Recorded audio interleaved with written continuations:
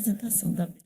Bom, professor, apesar de ter a oportunidade de estar sentado, gosta de estar em pé. Apesar de estar cansado, gosta de estar em pé. Então, eu já fui apresentada. Eu quero registrar aqui minha alegria de poder estar aqui num num momento tão importante, que é o congresso do Sintep. Parabenizar pela organização. Conversava com a presidenta licenciada agora e dizia: você é louca, mulher. 4 dias, já vai uma semana, parece um retiro, aqueles retiros que a gente ficava uma semana. E ela disse: o tempo ainda é pouco. Por quê? Porque nós estamos aqui, todos nós, discutindo um tema que é o tema das nossas vidas, é o tema da possibilidade de ampliação de direitos, é o tema da garantia dos direitos humanos chegarem todos os humanos, que é a educação. Então, é por isso que uma semana, Ivete, ainda é pouco, né? A gente pode continuar lá em Salgueiro. Eu perguntei a Neide por que é que o congresso não foi lá, Arnaldo, por que é que a gente não botou lá o congresso em Salgueiro. Enfim,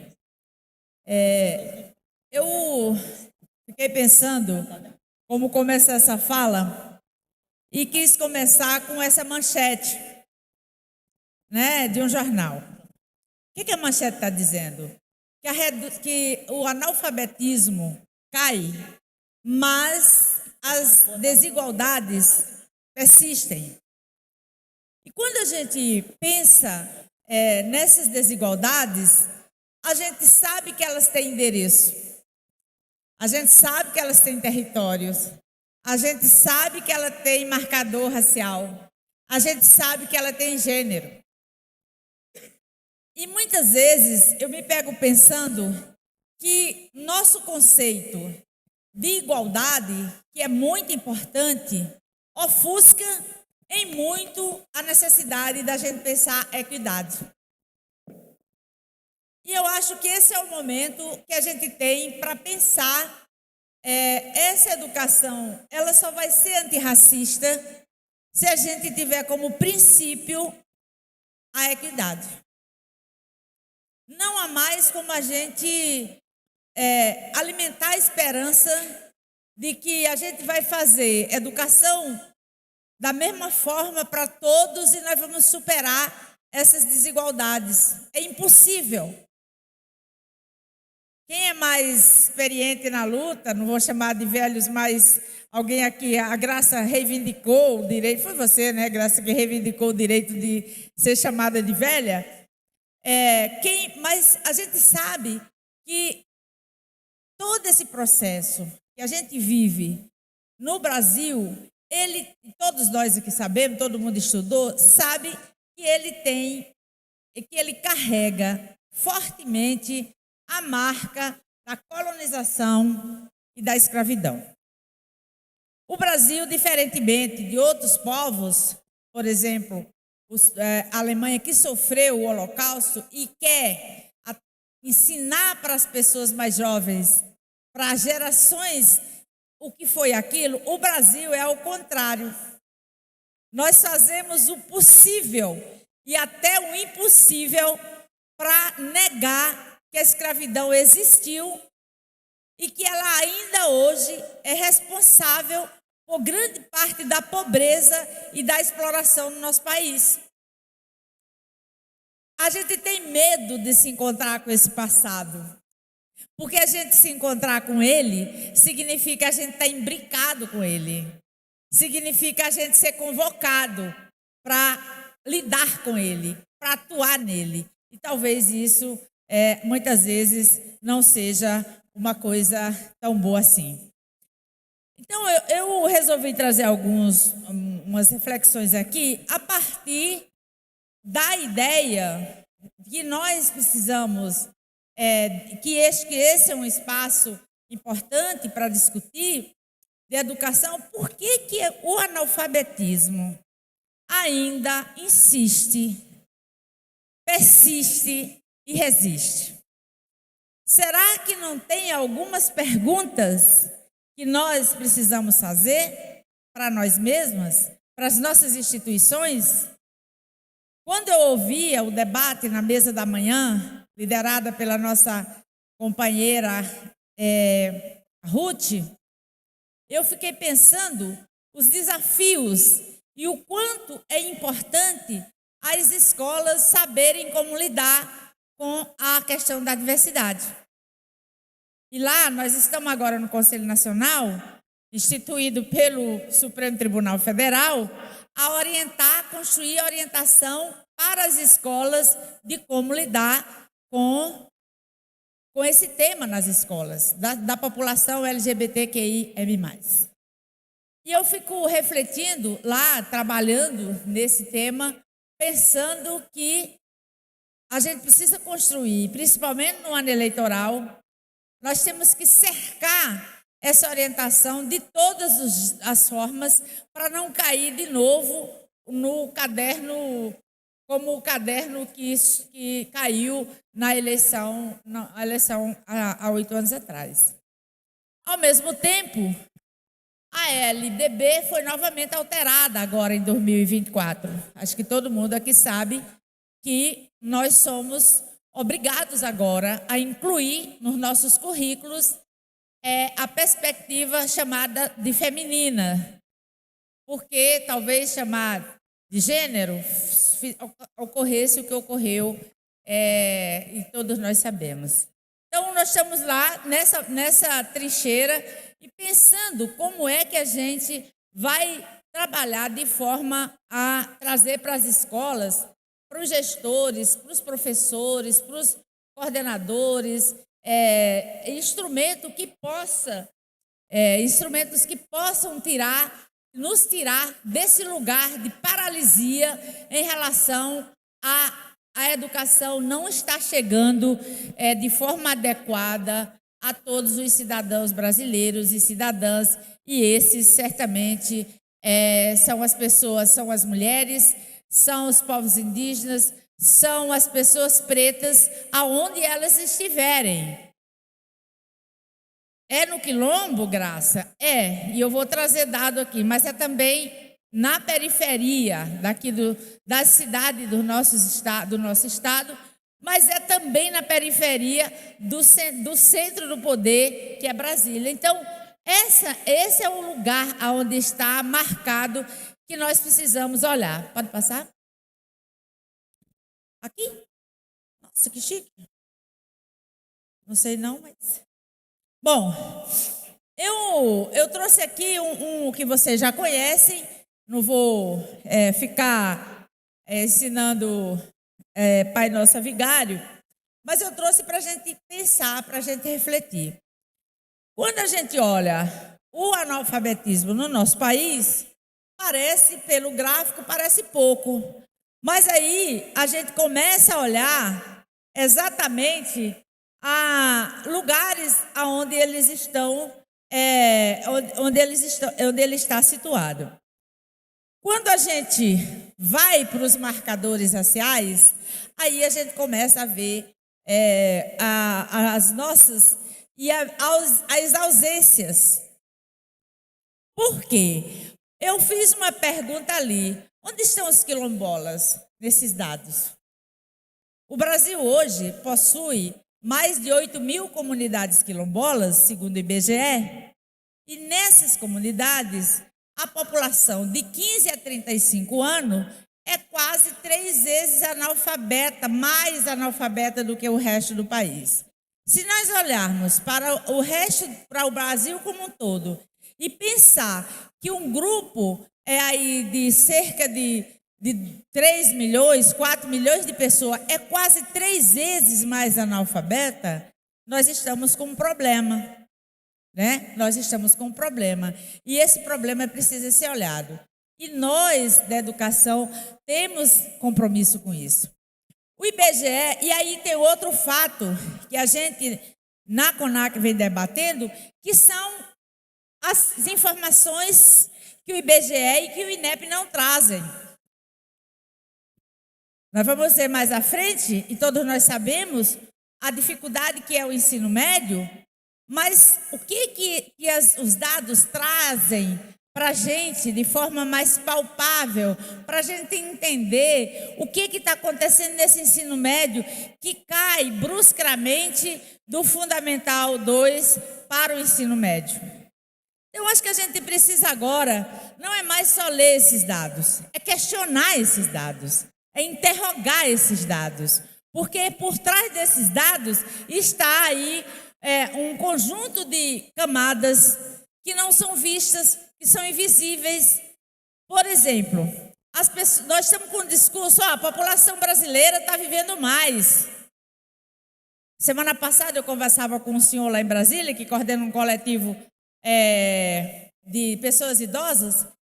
Ele trouxe dados que me deixaram assim, estarrecida. É verdade que a população brasileira está vivendo mais, mas as mulheres e as pessoas pretas estão envelhecendo cada vez mais piores.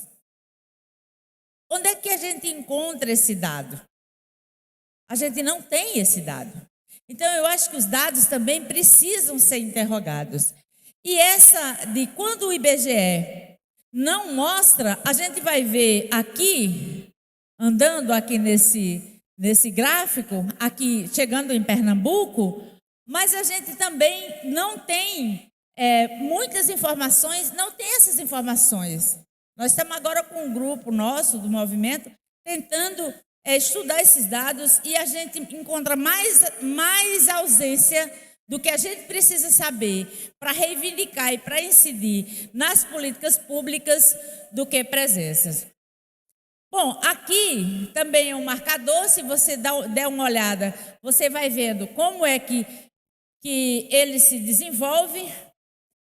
E aqui eu queria chegar nessa tela para a gente olhar para ela, pensando no nosso país e pensando em Pernambuco.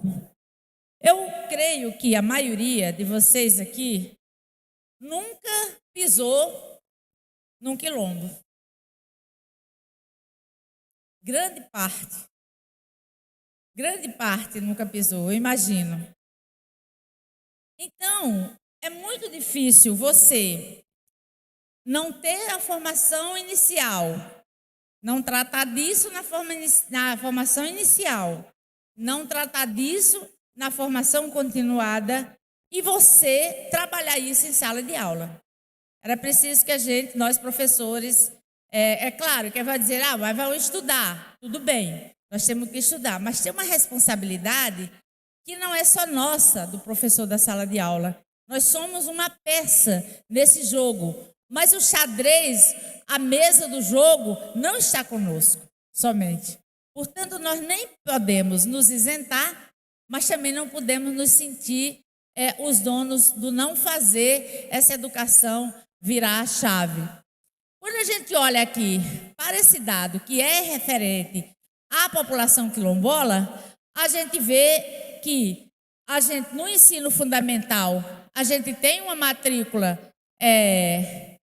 um pouco elevada, a gente tem aqui um grande número de sem instrução, o ensino médio, como esperado, aí você tem o fundamental completo já cai, o ensino médio despenca, né? Médio completo, mas incompleto e sem respostas. Então, quando o Estado elabora esses dados, não faz as perguntas certas, nós vamos ficar a vida toda acreditando nesses dados. E eu digo para vocês que os dados, nós precisamos interrogar esses dados. O INEP está dizendo para nós que no Brasil tem 2.600 escolas. Numa pesquisa que nós estamos fazendo, nós vamos chegando em 8.000 escolas. Então é uma diferença. E o que acontece? Porque os prefeitos negam, os municípios negam a existência desses sujeitos no seu município.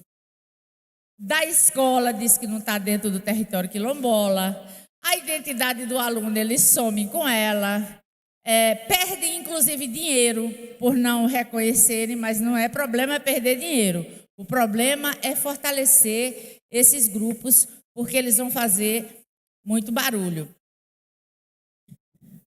Bom, gente vai olhar que pessoas no Brasil sem instrução, isso aqui é o que a gente também fez esse levantamento, tem esses gráficos, e eu estou focando muito nessa questão quilombola, porque é o lugar que eu venho, é de onde eu venho, é o que eu pesquiso, é o que eu lido no dia a dia.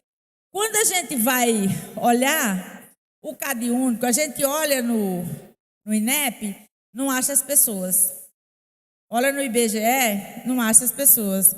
Quando a gente vai para o Cade Único, as pessoas aparecem e aparece ali o alto grau de analfabetismo. 22,28% das pessoas que se declaram quilombola no Cade Único são analfabetas.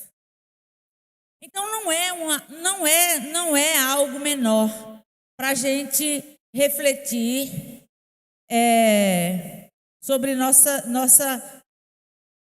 prática. Aqui em Pernambuco, as pessoas, o retrato também segue o mesmo, Ivete. Aqui aumenta, você vê que aumenta aqui no Cade Único, ali era 22, aqui é 23.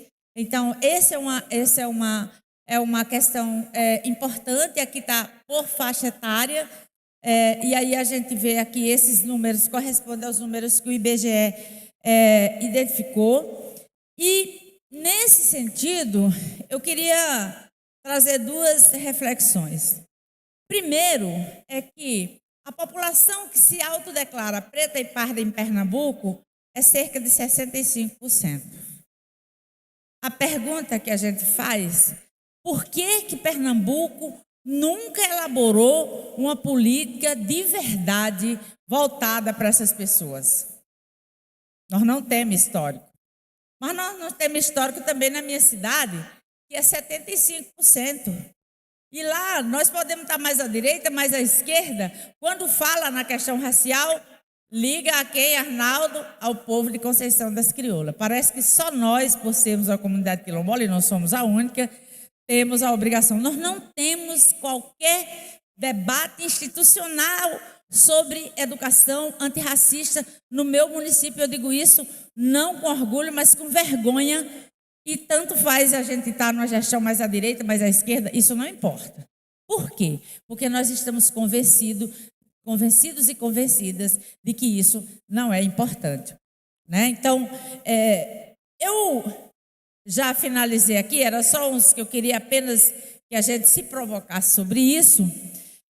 A pergunta que eu queria que a gente refletisse é a seguinte: qual é o nosso papel nesse lugar, diante desses dados? Eu digo agora, estou falando como professora, qual é o meu papel? Que lugar eu tenho? Quando eu olho que a gente continua, a gente até melhora os indicadores, mas a gente não diminui as desigualdades. A gente melhora a renda, mas a gente não diminui as desigualdades. E as desigualdades estão localizadas e a gente sabe onde estão. Agora, parece que se a gente falar delas, ou se a gente debatê-las, eu vou terminar entrando no meio, vou me complicar, não sei o que é que acontece. A outra pergunta que eu queria fazer é o seguinte: por que a gente não interroga esse silêncio em relação às mulheres, em relação aos povos indígenas, em relação às pessoas negras e quilombolas? Por que a gente não interroga? A gente não interroga, a gente aceita, naturaliza, nós naturalizamos isso. É menor, mas menor como? Se 56% da população brasileira se autodeclara pretos e pardos. É menor, sabe por quê? Porque nós somos uma sociedade colonizada, nós somos uma sociedade patriarcal, nós somos uma sociedade facilmente cooptada pelos diversos que chamam-se de valores, para a gente ser homofóbico, lesbofóbico. Nós somos uma sociedade racista, minha gente. Não tem um ser humano nessa sala e fora dela, que de alguma forma não externe um pouco do racismo. Inclusive, essa que aqui vos fala. E sabe por quê? Porque aonde vocês estudaram foi onde eu também estudei. As coisas que foram ensinadas para as pessoas não pretas foram ensinadas para nós também, né, Graciela Eunice? Não foi diferente. Agora, é possível romper com isso? Eu acredito, e também só acredito, que esse lugar que a gente tem para romper é a educação. Sem ela, eu, sinceramente, minhas companheiras, não acredito. Não acredito. Acho que não vou acreditar, não acreditei até agora, não vou acreditar mais. Uma outra pergunta que eu queria que a gente refletisse aqui nessa tarde, além dessa, por que nós não interrogamos dados? Por que nós aceitamos? Por que naturalizamos? Por que a gente não se pergunta por que tantas pessoas negras deixam a escola? Se a gente for olhar o público da EJA, a grande maioria são pessoas negras. Mas a escola que expulsou aquela criança na chamada idade certa, ela está do mesmo jeito. O que a gente faz com isso? A gente matricula 40, chega 10 ao final e a gente diz assim, olha, eles se matricularam e não quiseram estudar. Eles não quiseram. A gente ainda culpa a vítima, quem é vitimado, quem é vítima secularmente. A gente culpa porque não segurou. E aí, por várias razões, desde o racismo que impera nas nossas vidas, nos nossos ambientes de trabalho. Hoje eu ouvi uma fala aqui de manhã de um colega que disse que o lugar mais difícil na escola é a sala de professores, e eu queria concordar com ele, não me recordo o nome, porque a sala de professor é um lugar tóxico.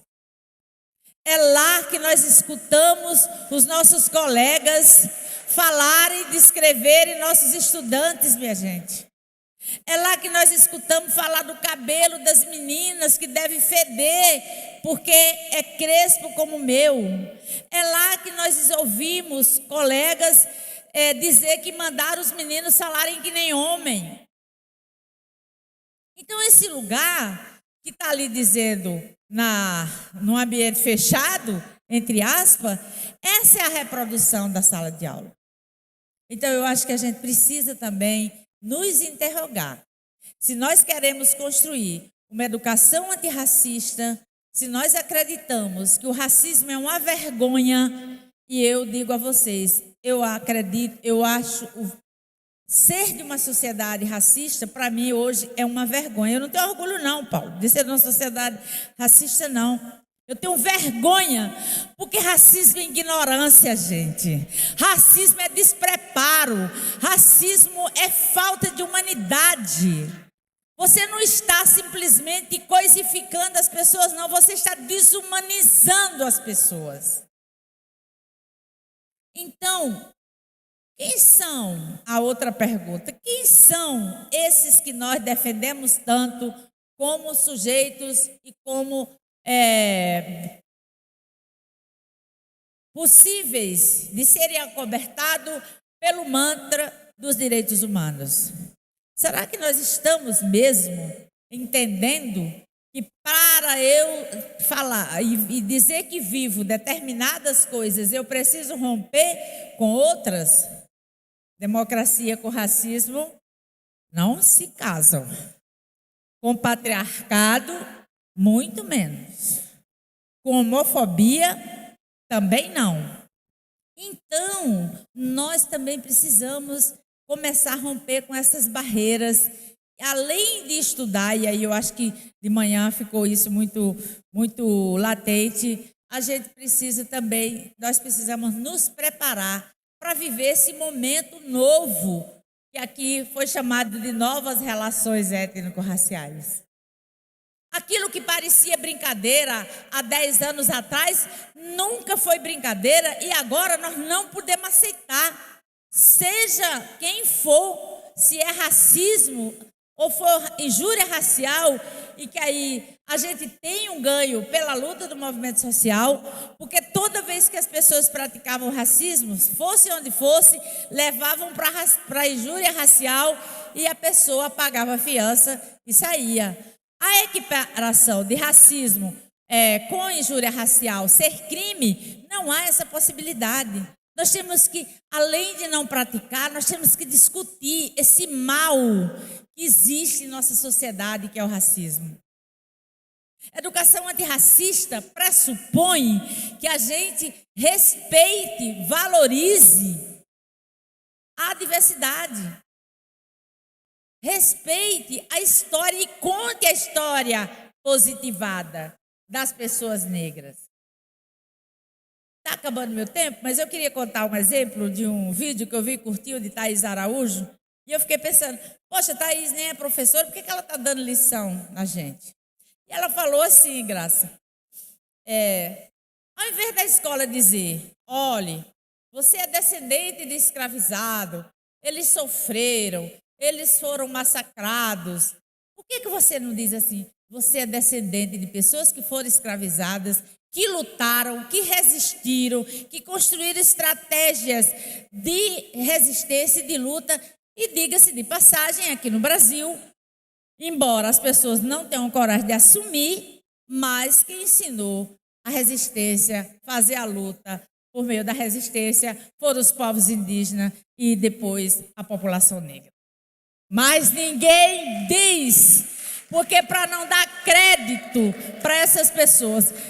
Por que fomos nós? Porque fomos nós que fomos. Não foi porque a gente, vamos criar um movimento dos indígenas, vamos criar um movimento das pessoas pretas. Não, porque as pessoas estavam sendo exterminadas, tinham seus territórios invadidos, nós estávamos sendo escravizados. Então, a resistência e luta são heranças desses dois povos aqui no Brasil e nós não podemos ter medo de dizer isso. Não é vergonhoso dizer isso, muito pelo contrário. É importante para a gente valorizar a história. E se a gente não fala disso com a criança, se a gente não trabalha essa ideia positivada de ser mulher, de ser gay, de ser lésbica, de ser preto, de ser nordestino, nós mesmos vamos preparar nossos meninos para idolatrarem os sulistas, nada contra os sulistas, mas eu sou nordestina, então, e não reconhecer o potencial que nós temos. Eu acho que nós estamos no lugar certo, que é discutir isso com quem está na sala de aula ou com quem faz a educação.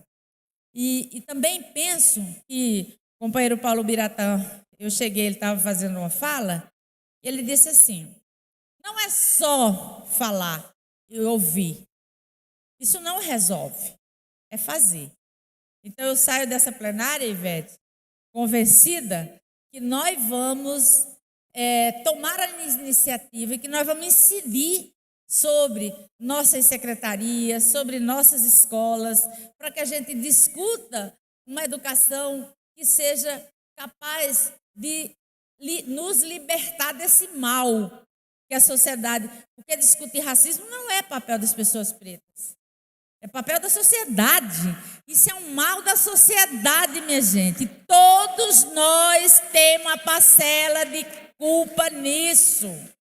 Então não esperem que nós, pessoas negras, lutemos sozinhos. Não esperem que nós mulheres, lutemos para nos mantermos vivas. Essa é uma luta de todos nós. E se assim não fizermos, gente, abandonemos determinadas palavras que a gente gosta de falar, que é democrática, sociedade democrática, gestão democrática. Tudo isso cabe na nossa fala. Mas eu quero sair daqui convencida que mais do que na fala, vai sair na nossa ação. Porque é a ação que transforma. E não dá para dizer, não, eu não vou fazer porque o secretário não mandou. Não, o secretário não vai mandar nunca, ele é um racista, ele não vai mandar. Mas ninguém passa mais tempo com gente na mão, podendo transformar, do que nós professores. Ninguém, nem médico, nem ninguém, a não ser apresentador de televisão, novela. Fora disso, não. Então, gente, não esperemos isso. Educação antirracista não vai acontecer por obra e graça do Espírito Santo. Ele vai ajudar, mas ele não vai fazer se nós não colocarmos a mão na massa. Então, viva a educação pública brasileira, viva o Sintep, viva essa coragem de trazer esse debate e aí dizer, podia ter sido antes? Podia, mas não foi, Ivete, foi agora. E é daqui para frente que nós vamos construir juntos uma sociedade, uma educação mais humana, portanto, antirracista e democrática. Muito obrigada.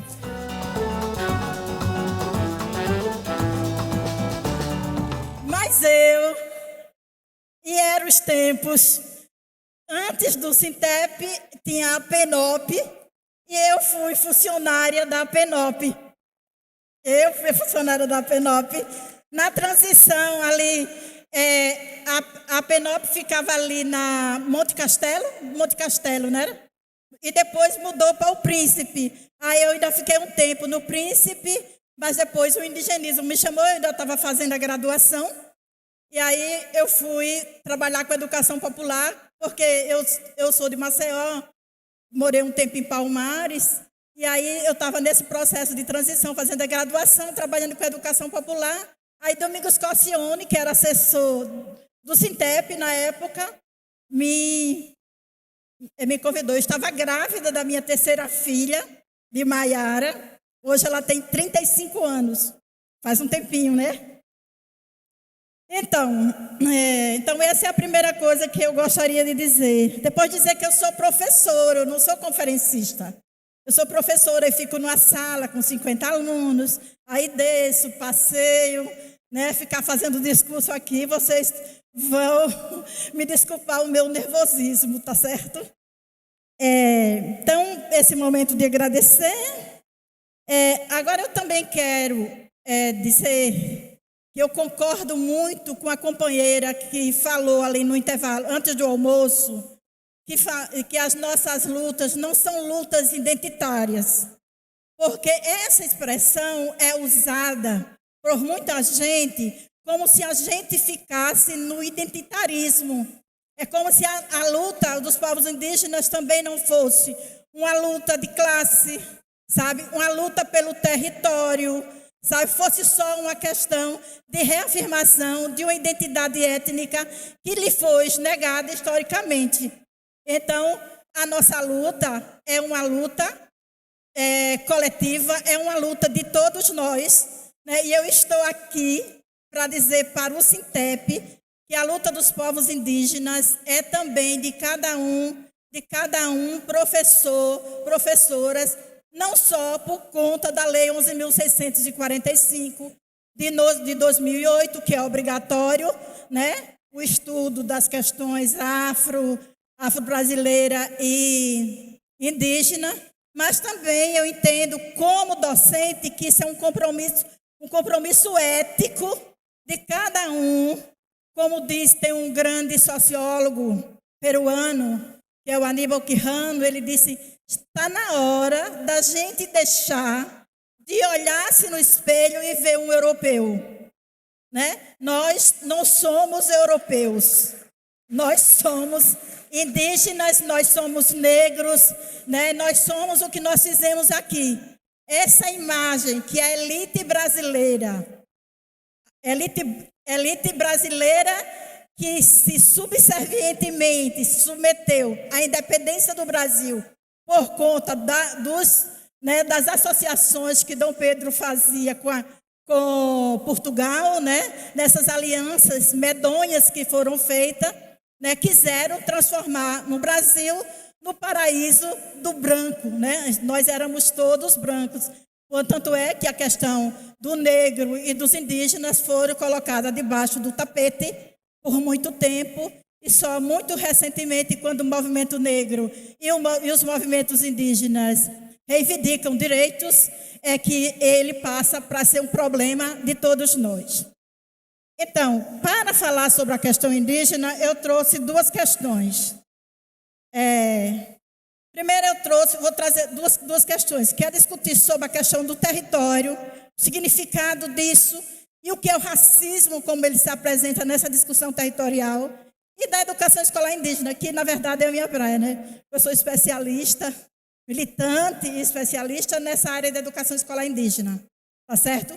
Então, primeiro esse dado aqui, a população indígena no país. Para esse dado aqui devia alarmar a gente. Devia fazer o que Givanha estava dizendo aqui. A gente devia nos perguntar o que aconteceu no Brasil, tem dados que falam de 5 milhões, tem outros dados que falam de 16 milhões, que era a população indígena naquela época da chegada, né, da invasão europeia. E agora só somos 0,8% da população brasileira. O que foi que aconteceu? Né? Foram mortos das diversas formas que vocês puderem imaginar. Só que isso a história das nossas escolas não contam. Por exemplo, a Europa mandava para cá roupa com doenças que eram mortais na Europa, mandava para cá, para os indígenas, para dizimar verdadeiras populações indígenas aqui. Né? Por isso que nós temos esse número ínfimo dessa população indígena. Esse não é um número para a gente achar legal, esse é um número para a gente se indignar. Nós temos 391 etnias, que eu estou querendo dizer com isso. Nós somos 391 povos, comunidades, aqui em Pernambuco são 14, daqui a pouco eu vou mostrar, né? Que falam 295 línguas, que é outra mentirinha que nos contaram, que o Brasil só se fala a língua portuguesa. A gente tem aqui em Pernambuco, os Funiô, lá em Águas Belas, que falam o Iatê, né? E o português é a segunda língua desse povo. São histórias que são escamoteadas como histórias não interessantes, né? Tem essa fala desse antropólogo que é Eduardo Viveiro de Castro, que ele diz assim, olha, no Brasil todo mundo é índio, exceto quem não é. É uma coisa que dá para a gente pensar, não é? É porque a gente fica reivindicando uma identidade indígena a partir do sangue, a partir do fenótipo, a partir de determinadas características, e atribuindo, dizendo que aquela pessoa é indígena por conta dessas características fenotípicas, quando não é disso que está se tratando da identidade indígena. Né? A identidade indígena passa por outras questões que eu vou tratar daqui a pouco. Então, a formação do povo brasileiro é profundamente marcada pela presença indígena, só que, como o próprio Viveiro de Castro diz, essa presença ela foi anulada, né? Ela desapareceu. A gente fica lá no José de Alencar, né? Quando o Brasil estava se constituindo Estado-nação, né? A necessidade de um herói. E quem é o herói? É aquele índio cristão subserviente ao patrão dos livros de José de Alencar. É esse indígena que a gente passa na escola, que a gente estuda na escola. Aí quando a gente vê um índio na rua, lutando pela terra, que não está necessariamente com aquela imagem que Pero Vaz de Caminha descreveu na carta dele, né, que não é mais aquele índio forte, parrudo, bons dentes e uma série de questões. Quando eles encontraram aqui os povos saudáveis, hoje, fruto do que foi implantado com o capitalismo plantado e de todos os sofrimentos que passaram, não é mais esses índios. Então, eles agem de outra forma. Esse não é mais índio. Percebe a situação dos povos indígenas, como é que é? Então, a gente sabe também que muitas palavras, alimentos, modos de viver, até a ocupação do território, vem que a gente aprendeu com os povos indígenas. Pernambuco É uma palavra da língua tupi, né? Os municípios aqui de Pernambuco, Buíque, Tupanatinga, Ibimirim, né? São todos nomes que a gente sabe que são nome especialmente da língua tupi, dos povos tupi, porque os tupi foram os grupos humanos que mais foram estudados pelos jesuítas. Então, nós temos muitas informações sobre os povos tupi. Os povos indígenas que viviam na região do centro do país, que são de tronco linguístico macro-G, a gente sabe muito pouco. Mas são eles que continuam lá no sertão. São eles que estão aqui em Pesqueira, lá em Bimirim, lá em Tupanatinga, lá em Cabrobó, lá em Tacaratu, em Jatobá, Petrolândia, lá por onde provavelmente vocês moram, né? Se vocês vierem de todos os estados. Né? Essa imagem europeizada, que a gente sempre, que as elites brasileiras quiseram nos impor, a ideia de que indígena é apenas vive em cocá, a gente inclusive quer homenagear os indígenas botando um cocá e indo para o carnaval. Ninguém sabe nem se os indígenas usam o cocá, como é que eles usam, quando eles usam. Não usem porque vocês, quer dizer, estou dizendo não usem não, vocês façam o que vocês quiserem, mas vocês não estão homenageando os povos indígenas, não estão lembrando, porque eles usam. Quando eles usam alguma coisa na cabeça, daqui a pouco eu vou mostrar umas imagens, eles usam nos seus rituais, eles usam para se apresentar para a gente, para dizer, olha, eu sou índio, está vendo, estou usando uma coisa que você quer que eu use, ou então nos próprios rituais, porque tem os seus significados e sentidos que são dados às suas práticas ritualísticas. E aqui esse último que eu disse, que não depende apenas da aparência física, mas de pertencimento coletivo, ancestralidade, vínculos culturais e reconhecimento comunitário. Essa é uma característica básica de quem são os povos indígenas hoje. Isso é reconhecido pela Convenção 69, da Organização Internacional do Trabalho, é reconhecido pela Constituição Brasileira e vários outros organismos internacionais, tipo a ONU, são essas as definições que dá de povos indígenas. A gente costuma dizer, né? Eu tenho sangue indígena. Os indígenas costumam dizer, no Brasil todo mundo tem sangue indígena. Uns têm nas veias, outros têm nas mãos, né? Especialmente os fazendeiros. Sônia Guajajara, vocês lembram? Sônia Guajajara, que foi a primeira ministra, né? O Lula criou o Ministério dos Povos Indígenas e ela foi a primeira ministra, agora está o Eloy Terena, que é do povo Terena. Essa daqui é uma indígena professora do povo Pancararu, é uma pessoa que participa de debates, de falas coletivas, né, e de reuniões internacionais discutindo os direitos indígenas. Esse daqui são crianças indígenas na escola. Vocês vejam que essa menina não tem um cabelo liso, que a gente aprendeu na escola, que é de indígena. Não é? E aqui é uma escola, a gente sabe que as escolas de Pernambuco as escolas indígenas em Pernambuco fizeram opção de estadualização de suas escolas. E eu vou explicar para vocês daqui a pouco o porquê. São diversas formas de viver. Trouxe aqui alguns tipos de moradia que não é oca. Você vai nas áreas indígenas, porque oca era um tipo de moradia de grupos de língua tupi que viviam no litoral.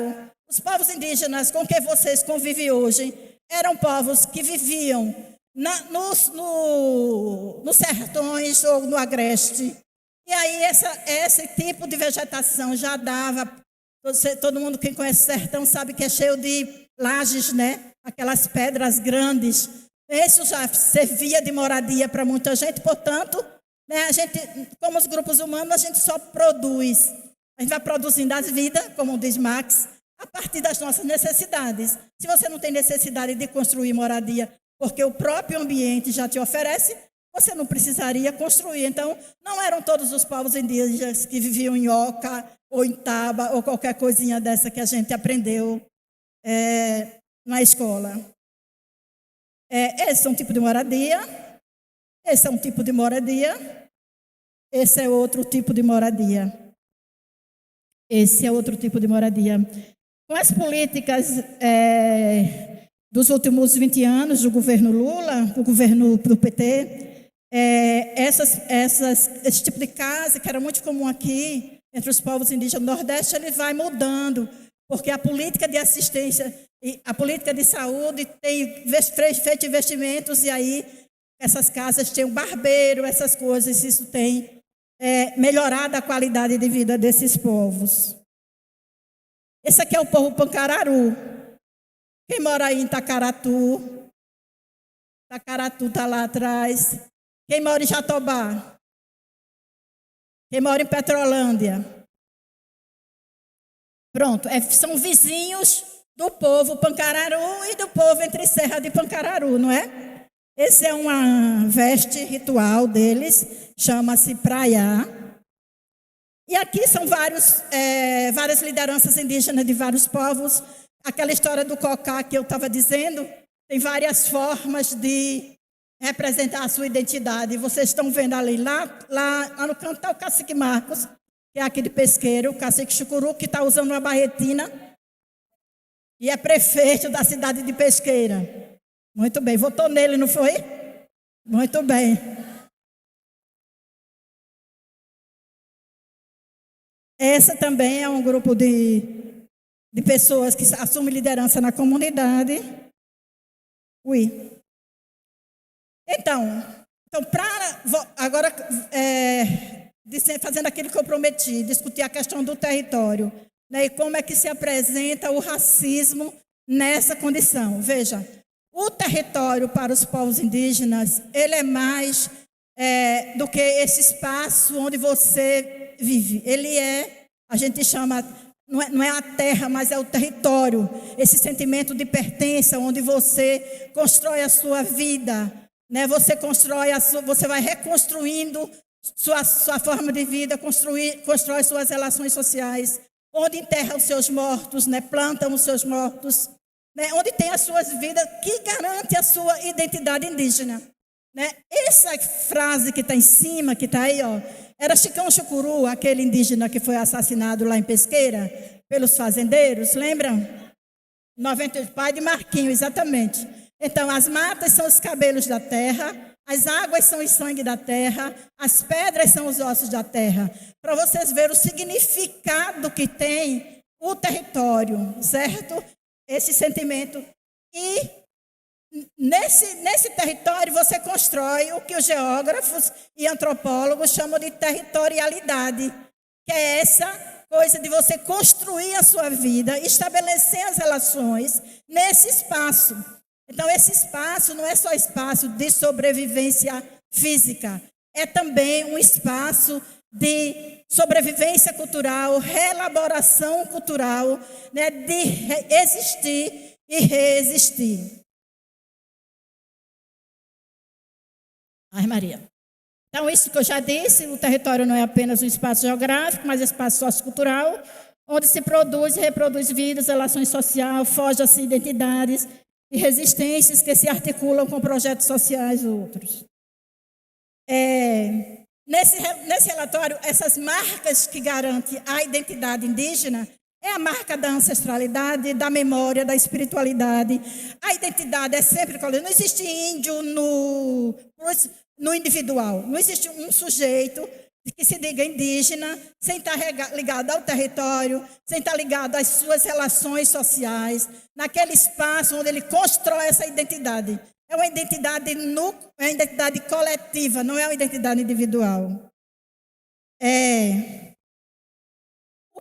A primeira coisa que você pode perceber, o racismo ambiental posto aos povos indígenas é que os historiadores dizem o seguinte sobre as terras: é preciso limpar os sertões para instalar currais de boi.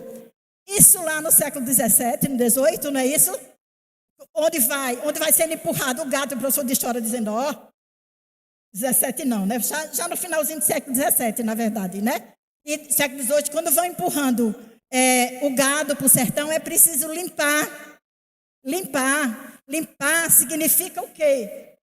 Significa desmatar a terra, significa expulsar os indígenas e destruir, claro, as aldeias, ocupar territórios tradicionais e transformar áreas em espaço de criação do gado. E vocês estão vendo que limpar significava também tirar os indígenas. E eles vão para onde? Que eles estão hoje? Para as serras.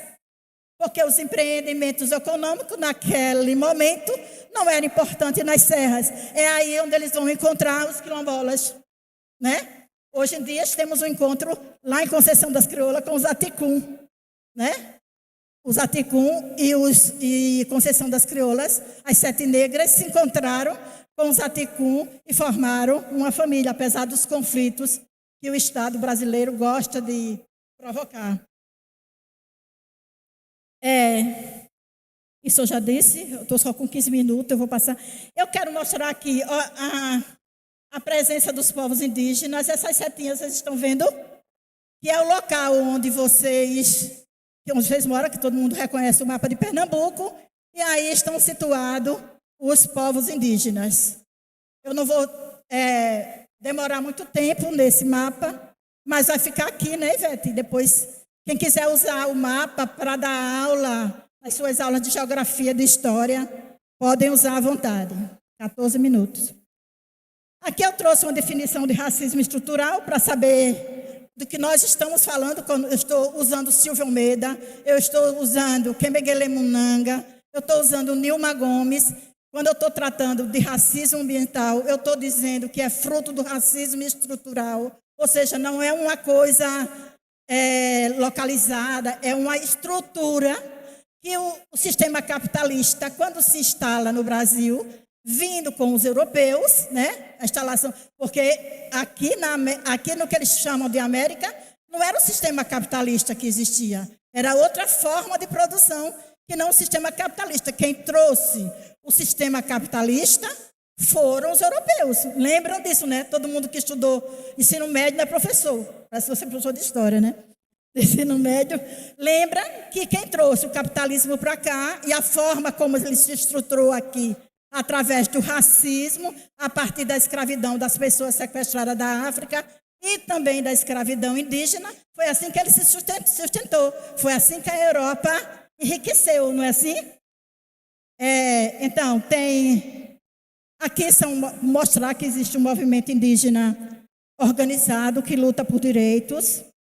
Então, a partir da Constituição de 88, né, nessa coisa que vocês perguntam, né, essas novas relações étnicos raciais que se estabelecem. A Constituição de 88, pelo menos na lei, inaugurou um outro paradigma de relação com os povos indígenas. Porque se num determinado momento é que os índios iriam deixar de ser indígena para se incorporar à sociedade como mão de obra barata, a Constituição de 88, fruto muito das lutas dos povos indígenas, garantiu que o Estado brasileiro tem que proteger, valorizar, né, garantir essa identidade indígena que precisa cada dia, todo dia, ser mobilizada. Porque as pessoas olham para a cara dos índios e dizem assim, isso não é mais índios. Porque quer que seja um índio lá, que o Álvares Cabral encontrou em 1500, né, utilizando um conceito de cultura, de como se fosse uma coisa estática. Todos nós podemos mudar, mas os indígenas, se mudar, deixam de ser índio. Não é assim? E então, quais são as ameaças, né? As ameaças, como eu falei, o racismo ambiental, que já tirou os povos indígenas de suas terras e botou eles nas serras, né? E hoje em dia, continua, vocês devem acompanhar, que vez por outra, um indígena é assassinado porque está na luta pela terra. Índio bom, sabe o que é indígena bom? É aquele que está quietinho lá, dançando, para o inglês ver na televisão da Rede Globo.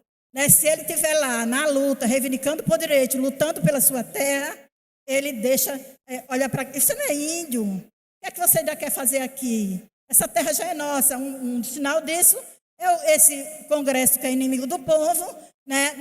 Querendo regularizar o marco temporal. E o que é o marco temporal? O marco temporal é que eles querem dizer que os indígenas só podem ter as suas terras a partir de 1988. Bonitinho da Fanta, né? Sabidinhos, não é? Ou seja, indígena que não estava... Esquece todo esse processo que teve de abuso, de expulsão, de perseguição que os índios tiveram, os indígenas tiveram. E por isso que eles não estão nas terras deles hoje, né? Mas tem uns bonitinhos lá, que é a bancada do boi, a bancada da bala. É isso mesmo, né? Os indígenas, assim como as populações mais carentes do nosso país, especialmente a população preta, é as que mais sofre com o colapso ambiental, que não é mudança climática, viu, minha gente? É colapso. Todo mundo já deve ter ouvido o que vai acontecer com o El Niño agora, no final do ano. Estão cobrando, inclusive, do Lula para ele se posicionar. Porque o desastre é deles. Quem sofre com isso? As populações mais vulneráveis. Aí vem, é isso que eu coloquei ali, ó. As falsas soluções que é chamado de capitalismo verde. Que é, por exemplo, a energia limpa. Aí vai colocar, sabe aquelas eólicas, aqueles pátios eólicos, aqui dos Cambiuá, né? Desculpe, dos Capinauá. Você sabe o que está acontecendo com o povo Capinauá, né? Que já tem um problema, porque tem uma área de proteção ambiental que é na terra indígena. Quer dizer, ele tem dupla identidade, porque um é terra indígena e outro é o Catimbau, né? O Vale do Catimbau. Então, eles já enfrentam esse problema e agora mais essa, da implantação da tal energia limpa. 9 minutos. O Ailton Krenak diz uma coisa para a gente, que é o seguinte: a crise climática está ligada à forma como a sociedade moderna, portanto capitalista, rompeu sua relação de equilíbrio com a natureza. Tá certo? Quando nós, os seres humanos, começamos a nos afastar, dizendo que nós éramos cultura e a natureza, então eu posso tomar ela como uma propriedade e também posso fazer dela o que eu quiser, né? Que aí resulta o que nós estamos vivendo hoje. E eu vou passar mais rápido.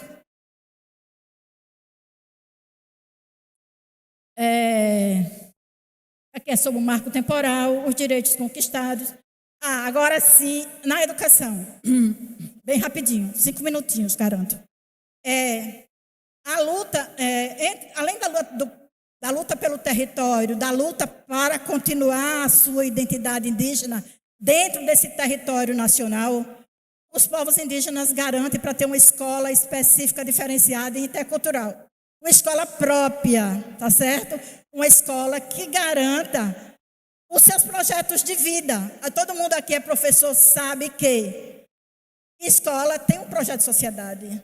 A gente forma para quê, né? Já diz as nossas aulas de filosofia e de sociologia. As escolas indígenas querem formar para continuar os seus projetos de sociedade, para o menino não ter que ter vergonha de ser indígena, né? Para o menino não ter vergonha de lutar pela sua terra, tá certo? Então, são conquistas, mas são ameaçados constantemente.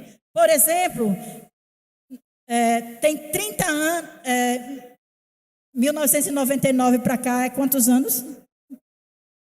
27? 27 anos que as professoras indígenas de Pernambuco lutam para que o governo os diversos governos fizesse, por exemplo, concurso público específico, criasse a categoria de professor indígena.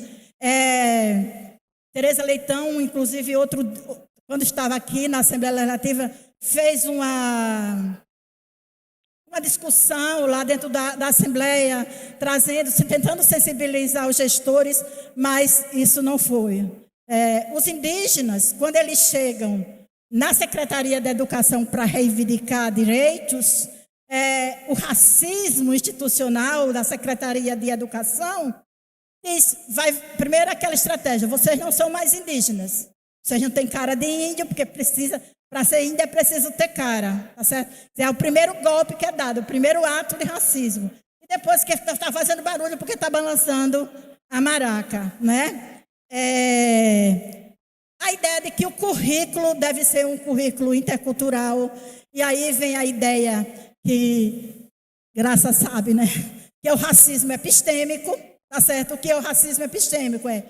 Os povos indígenas, assim como as comunidades quilombolas, estão lutando por aquilo que Boaventura de Souza Santos disse um dia, que é o epistemicídio, para que os seus saberes, as suas ciências, sejam recuperadas, sistematizadas e sejam usadas na escola, para dialogar com outros conhecimentos, tá certo? Mas aquela ideia de o conhecimento indígena, ele não é válido, ele continua permanecendo na sociedade brasileira. Pronto, eu vou terminar, 5 minutos, eu disse. Então, eu vou terminar agradecendo, né? E pronto.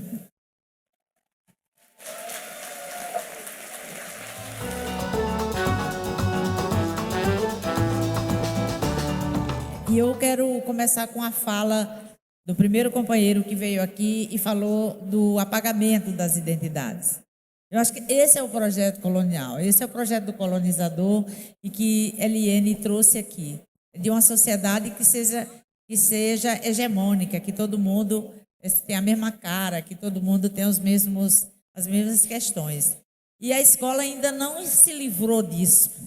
Infelizmente, nós ainda estamos imersos nesse contexto. E eu acho que a nossa luta aqui é para romper com isso, né? E a gente só vai romper com isso se a gente sair desse lugar, se a gente fizer determinadas desconstruções. Nós conversávamos aqui enquanto a Eliane falava, e a gente dizia o quanto a gente aprendeu errado e o quanto a gente ensinou errado. Mas isso não é motivo para a gente continuar fazendo a mesma coisa. Nós não estamos mais, né, professor Paulo? Não nos cabe mais dizer que falta material, não nos cabe mais dizer que não tem base legal. A LDB que nós dizemos e que nós temos que olhar para ela, não é aquela do mesmo jeito que ela foi aprovada em 1996.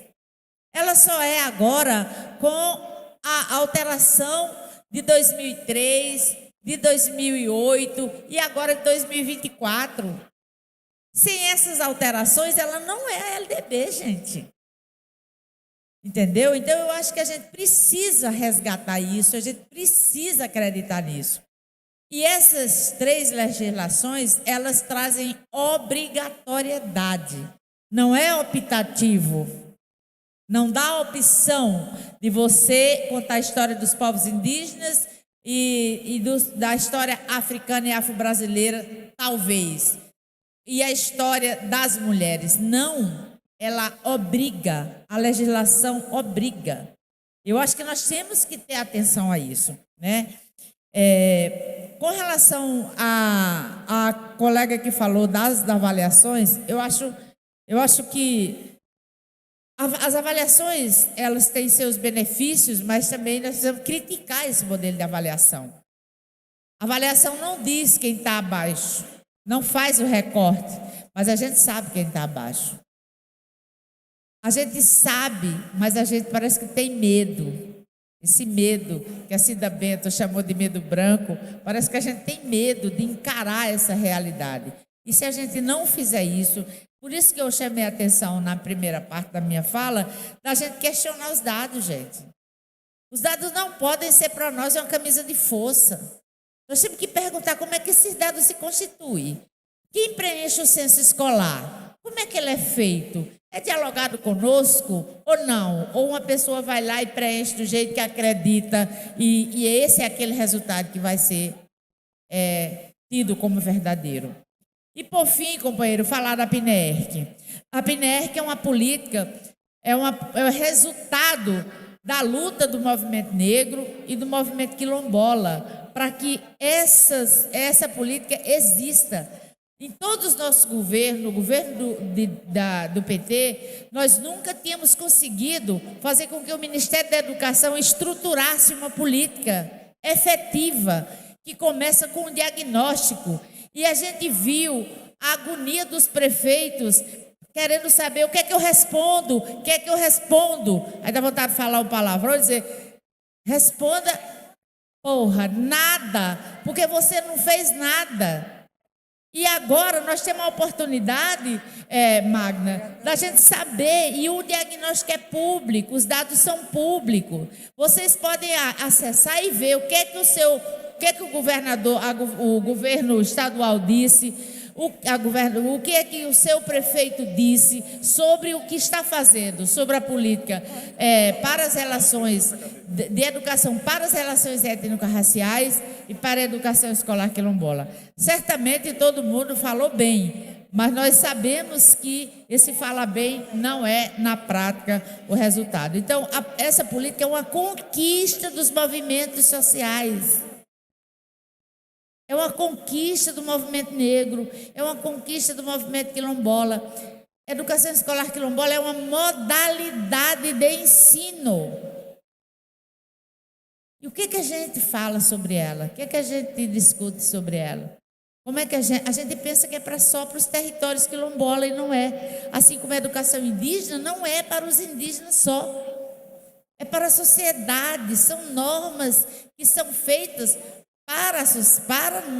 para todos nós, não é só para quem é indígena e para quem é preto nesse país. Então, eu acho que a gente precisa entrar. Não, exatamente. Todos nós temos identidade, todo mundo tem identidade, seja ela qual for, tem que ter. Então, eu acho que a gente precisa avançar. Essa política ela constrói e oferece possibilidades aos municípios, e muitas vezes a gente não vê os municípios se mover nem para acessar o recurso que está disponível no governo federal, porque não acredita e porque o racismo estruturado ele não permite que eles reconheçam e façam com que essa política dê certo. Se ela der certo, a gente avança. Se ela não der, é como se dissesse assim, não adianta, não tem jeito. Obrigado. Celso, quando eu estava vendo, antes de eu vir, não, ontem à noite mesmo, quando eu cheguei da faculdade, eu fui ver o ICL e estava saindo naquele momento o resultado lá na Assembleia, né, no Congresso, na Casa da Assembleia, no Congresso. E aí eu gritei como se o Brasil estivesse ganhando o jogo. Quando eu percebi o resultado, né, da escala, que a escala 6-1 tinha caído. E muito bom que tenha sido uma mulher trans, negra, e um homem negro, gay, para dizer que as lutas, elas são articuladas, tá certo? O identitarismo são os capitalistas, são a elite que quer que a gente diga, né, que a gente assuma esse discurso. Mas a luta é para a gente libertar todo mundo, né? Libertar a sociedade da escravidão, da opressão, como dizia Paulo Freire. Georgiana, eu lembro muito de você, nas contribuições que você deu como Sintep na discussão. Lembro de... Não Ivo. Cleidmar foi a nossa companheira em todas as discussões no Conselho, junto com a Comissão de Professores Indígenas de Pernambuco, para garantir os direitos dos povos indígenas. Então, não sei onde anda Cleidmar, nunca mais eu vi, mas Cleidmar foi uma companheira que andou ao nosso lado o tempo todo. Rodolfo, eu queria dizer, Rodolfo e Givânia, que acho que como os indígenas e como as comunidades quilombolas vêm construindo o seu modelo de escola, deveria nos orientar. A nossa escola, a escola da cidade ou a escola do não indígena, né? Do não indígena, do não negro, né? Porque os modelos de escola que os indígenas vêm construindo são modelos de escolas que perguntam para a gente aquilo que a gente já esqueceu muito tempo de fazer. Qual é a função social da escola? Para que é que a gente... É a pergunta primeira do ensino de filosofia e de sociologia. Eu sou professora de filosofia e de sociologia do ensino superior. Uma das as primeiras perguntas que eu faço minhas estudantes, as meninas de pedagogia, é: para que serve a escola? A gente se acostumou à modernidade, o capitalismo nos acostumou com essa ideia de que todo mundo tem que ir para a escola mesmo, se não for para a escola não tem saída, que a gente esqueceu de se perguntar para que essa instituição serve e que sujeito a gente quer formar. Porque assim a gente vai construir um modelo de sociedade que não é esse que está aí. Que se estamos todos aqui hoje é porque a gente não concorda com o modelo de sociedade que está aí. Que ele é ruim para todos nós, os pobres, né? É ruim para todos os indígenas, é ruim para todas as pessoas negras, é ruim para nós, mulheres, é ruim para as pessoas LGBTQIA+, é ruim para todos nós, para nós professoras, de uma forma geral. Então, acho que o modelo de escola indígena e o modelo de escolas quilombola que baseada no território, na ancestralidade, na oralidade, na memória, questiona o racismo epistêmico, o que a gente ensina, o que o europeu um dia disse que a gente tinha que estudar e que as elites brasileiras assumiram e hoje elas continuam fazendo currículo. Os indígenas e os quilombolas estão dizendo: não, cara pálida. O que nós queremos estudar na escola, tá bem, estamos estudando o que vocês, que é bom porque a gente quer manter a interculturalidade, mas os nossos conhecimentos, ele é tão importante quanto o de vocês. Portanto, queremos que aqui seja feito diálogo. E aí, Givânia tem toda a razão. Não é só para indígena e quilombola, não. É para a sociedade, especialmente para as pessoas pobres desse país. Sabe? As elites não, porque as elites botam seus filhos em escolas... aquelas escolas que a gente sabe muito bem que não são as nossas, não são as públicas, não é? Então, é isso.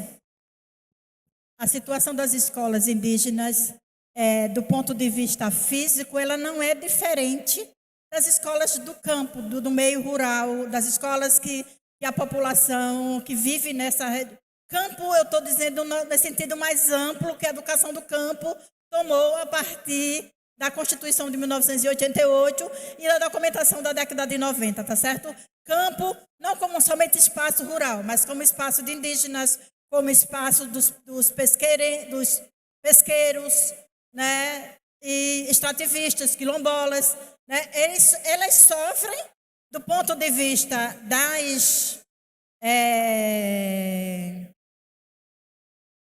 infraestrutura dessas escolas, como todas essas outras escolas.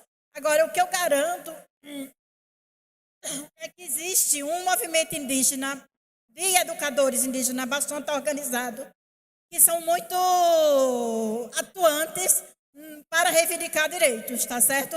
Eu nunca mais fui nos Funiôs, cheguei agora do Chucuru também, a escola lá de Pedra d'Água, onde normalmente é a Assembleia, nem está funcionando, né? Mas as escolas das outras aldeias, elas estão bem, mas não é porque o Estado, o governo é bonzinho, é porque existe um movimento que pressiona, que vai à luta, assim como vocês sabem garantir direitos, né? Com relação ao Getúlio, o século XIX, na história do Brasil, para os povos indígenas, é uma coisa bastante interessante. Eu não vou me prolongar aqui desse assunto, mas eu vou te dar dois nomes de dois pesquisadores que estudam, inclusive os indígenas de Escada, o do Rio Novo Lino e de Palmares, e daquela região que você disse que você veio. Então, anote, por favor, o nome deles, que é Manuela Dantas, é uma professora que estuda os indígenas do século XIX. Mariana. Mariana vai me matar. Mariana Dantas, exatamente. E Edson Silva, que é outro companheiro que estuda os indígenas dessa época, que pode ajudar bastante você a se entender nessa história, né, de Escada. Graça,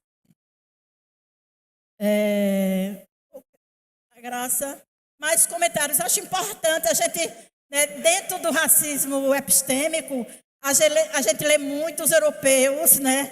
A gente lê muito os outros, a fala dos outros, mas tem estudos mesmo dos companheiros quilombolas, tem indígenas. Eu tenho 2 orientandas indígenas, todas 2 fazendo doutorado na UFPE, e elas são minhas orientandas. E as teses na UFPE, lá no CAA, quer dizer, são 2 teses que é possível. A Elisa, que foi citada aqui, maravilhosa, Elisa Pancararu, minha amicíssima, está terminando o doutorado dela também na UFPE. Então, são pesquisadoras, né? Uma coisa que a Djamila Ribeiro e que a Bárbara Carine diz, e eu aprendo com elas, né? Porque tem que aprender, né? A branquitude tem que aprender com os intelectuais negros e negras.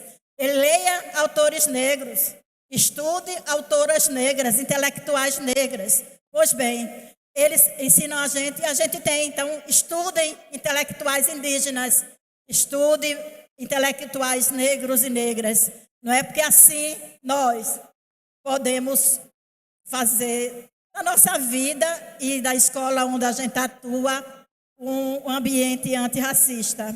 Para concluir e agradecer, né? Muito obrigada pela tarde de hoje. Foi uma tarde muito rica. Gostei muito que vocês respondessem. Assim, isso quer dizer que a minha fala teve algum impacto em vocês. Qualquer coisa, meus dados já estão aqui com a companheira. Estou à disposição para conversar com vocês sempre que quiserem. Muito obrigada, viu? Pela audiência.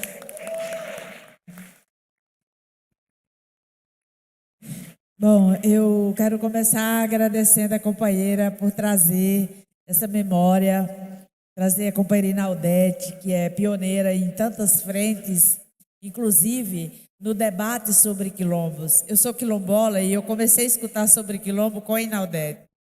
Veja isso. Ela sai daqui, sabe que tem um quilombo, ela vai para Serra Talhada, porque Ivonete, do Sindicato dos Trabalhadores Rurais, uma outra mulher negra que na nossa história de Pernambuco, e ela pensa que o quilombo é em Serra Talhada e desce em Serra Talhada. Aí Netinha fala, não, é em Salgueiro. E ela chega lá procurando, e é a partir daí que a gente começa a reconstruir a história do nosso território. Então, Inaudete tem uma pertença muito grande com essa história dos quilombos de Pernambuco.